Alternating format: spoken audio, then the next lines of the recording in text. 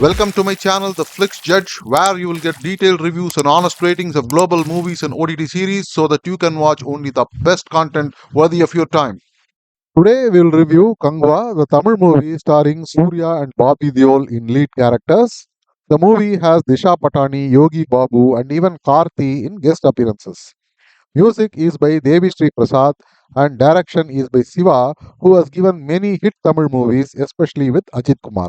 Kanguva is a mixed genre movie with sci-fi, reincarnation, and action genre mixed together.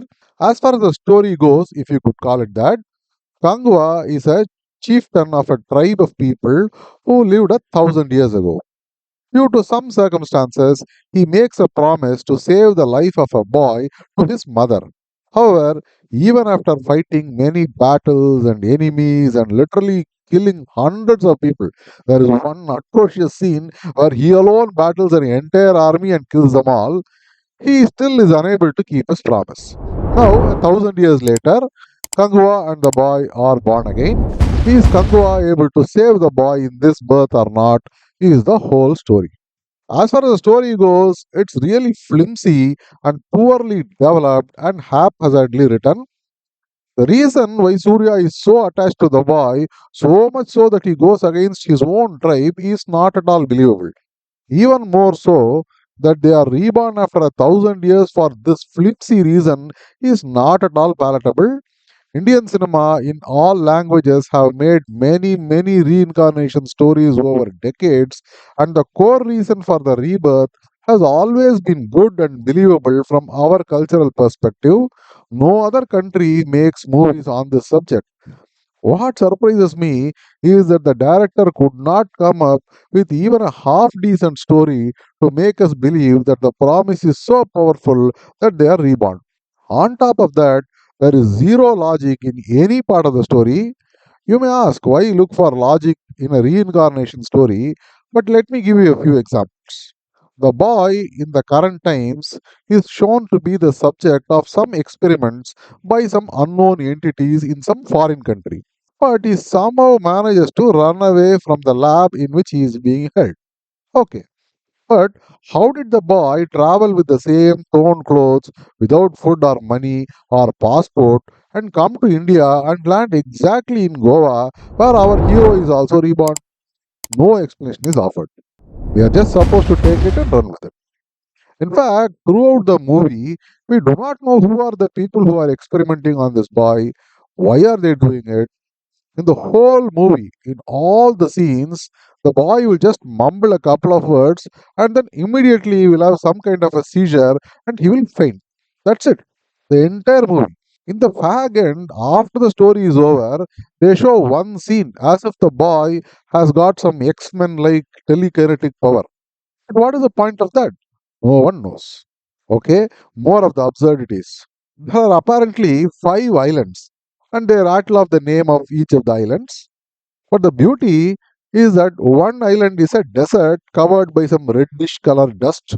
Looks a lot like Mad Max Fury Road. This is where Bobby Deol lives. Right next to it is another island, but this is apparently covered in snow. It will look like Himalayas. Next to it is another island which looks like a tropical island with lush green forests, rivers, mountains, etc. How are such absurdities even possible and why? Why do you need this kind of variation? Only God knows, or maybe the director knows. The past story apparently happened 1,000 years ago.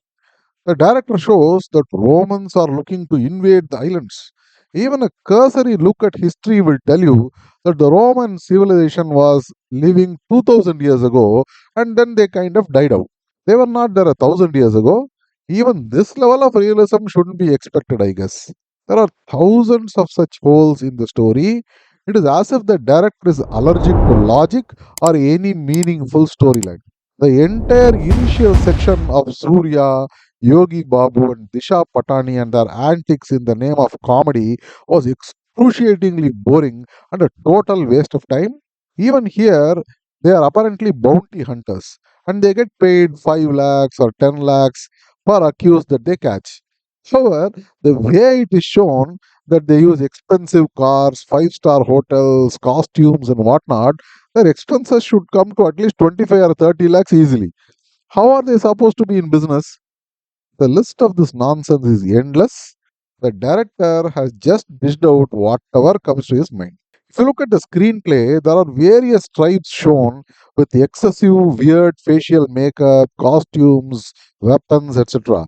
In most scenes, it is shown that hundreds of people are just standing around and shouting and screaming. It seems as if none of them have any other work to do. I wonder what they do for food, especially since they seem to live on islands. Well, who cares? The whole movie moves from one battle scene to the next.